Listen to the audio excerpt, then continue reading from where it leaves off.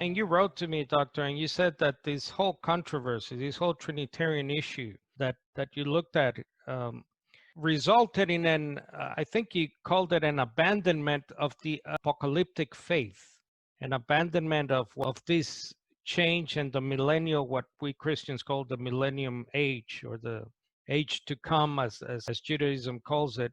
What did you mean by that? That the Trinity controversy resulted in an abandonment of all that beautiful Jewish story, right? That God would one day bring the kingdom of God on earth. You can see the abandonment in some ways when Christianity becomes the state religion of Rome. It redefines itself in apocalyptic terms, or in non-apocalyptic terms. It redefines itself as that faith that will help make the Roman Empire stronger and Roman individuals better. You know, it's still an ambitious faith, but the ambition is all to take place within the context of the kind of power, the kind of law and the kind of violence that Rome was famous for. I mean, to begin with, we know that that the Emperor Augustus called himself the Son of God. He also called himself the Prince of Peace, and that he claimed that by establishing the Pax Romana, the peace of Rome, and building good roads and helping civilized people, in a sense, he was carrying out the will of the gods. So you see, I mean, a lot of the best scholarship now on early Christianity, on first and second century Christianity, is being done by people who are now very sensitive to the fact that Jesus himself and the first generations of Christians were anti-Roman. They were not saying Rome could be a lot better. Let's help. Kind of. It wasn't Romanism with a human face. Was not what this was about.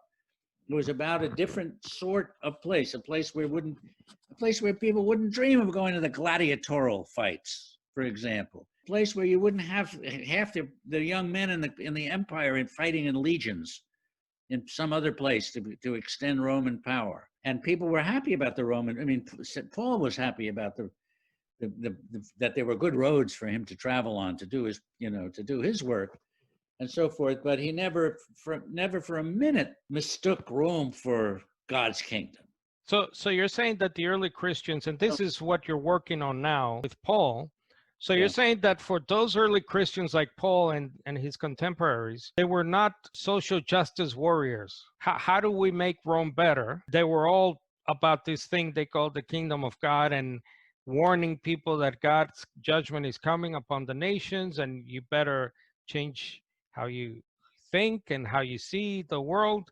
They were the real social justice warriors. I mean, they weren't Roman reformists, and it was quite clear what power was and how it operated. I mean, we know that, for example, that Constantine the Great, right, the first Christian emperor, delayed being baptized until he was on his deathbed. Why did he delay being baptized? Because he was going to kill his wife and his children. I mean, he knew he was going to have to do that kind of thing to maintain power in the way that power in those days was maintained. And he didn't want to do that and be damned, So it seems to me that, but then what happens is, if you kind of lose sight of the fact that the apocalypse means that, or that the world to come means a radically more just, more peaceful and holier world, you can become more comfortable with the idea of saying, well, God and Father and Son are up in heaven, and we're down here,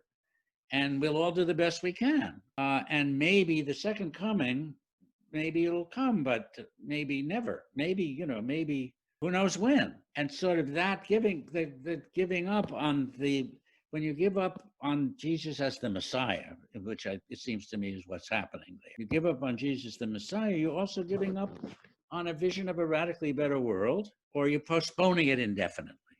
I mean, it must have been a very hard thing for everybody when the change that was hoped for didn't take place as quickly as it had hoped that it would be. Quadruply hard 2,000 years later for us still waiting for the kingdom.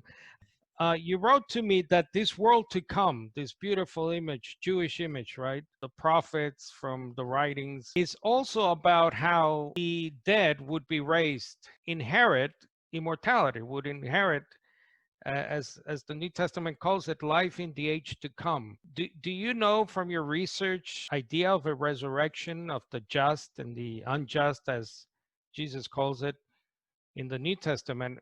Is that a wholly original ancient Israelite idea?